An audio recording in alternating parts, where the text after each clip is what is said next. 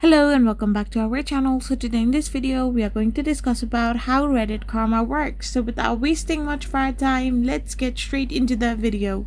So if you want to know how Reddit karma works, Reddit karma actually acts as a user's reputation score earned when posts or comments receive upvotes from others, signifying valuable contribution.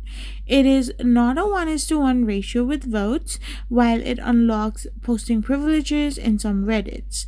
It holds no monetary value, however, karma is divided into post, comments, community, and combined and can decrease with downvotes.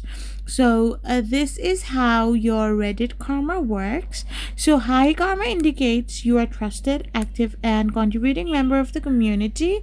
Upvote increases your score, while downvote decreases it. Receiving 100 upvotes does not directly equal to 100 karma points. The algorithm is more complex, meaning you will generally get less karma than the total number of upvotes. I hope you found this video helpful, so don't forget to hit that subscribe button and do give us a thumbs up. We will be back again with more informative videos. Thank you for watching.